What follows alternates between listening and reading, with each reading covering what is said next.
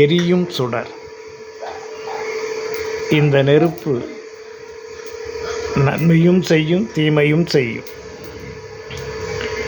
நெருப்பை சரியாக பயன்படுத்தினால் ஆக்கத்திற்கு பயன்படுத்தலாம். அதுவே அகங்காரமாக எழுந்தால் அனைத்தையும் அழிவுக்கும் பயன்படுத்தலாம். ஒரு பொருள் இரண்டு விஷயங்களுக்கு உபயோகப்படுத்துவது போலே, ஒரு நாணயத்திற்கு இரண்டு பக்கம் இருப்பது போலே, ஒவ்வொரு மனிதருடைய வாழ்க்கையிலையும் இரண்டு பக்கங்கள் இருக்கும். நிஜமுகம், பொய்முகம் என்று இருக்கும்.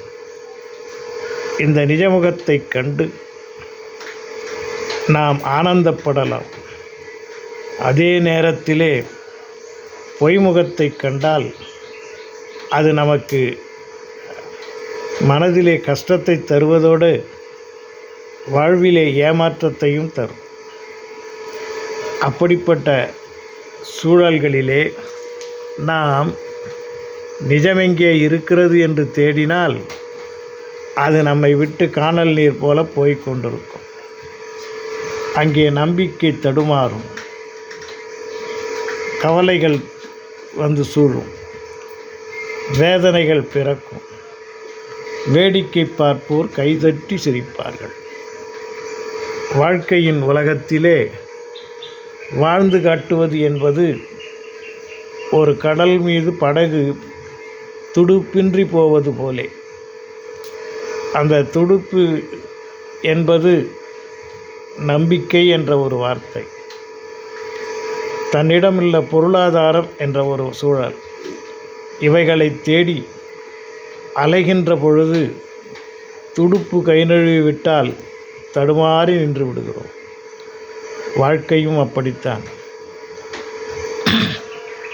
நம்பிக்கை இழந்துவிட்டால் வாழ்வது கடினம். நம்பிக்கையே வாழ்வுக்கு ஆதாரம். ஆகவே நமக்கு முதலிலே தேவை நம்பிக்கை மட்டுமல்ல, தன்னம்பிக்கையும் தேவை. தன்னம்பிக்கை விட்டு போய்விட்டால் நம்பிக்கை அங்கே தள்ளாடிவிடும். வாழ்வது கடினமாகிவிடும். சிரமங்களை கடக்க சிந்தனையை கட்டுப்படுத்து. நல்ல விஷயங்களை தேடி அலை. அப்பொழுதுதான் உங்களுக்கு வாழ்க்கையிலே தேடியது கிடைக்கும், நாடியது நிறைவேறும், நம்முடைய மனமும் சந்தோஷமாக இருக்கும். சிந்திப்போமா? எல்லாம் இன்பமயம்.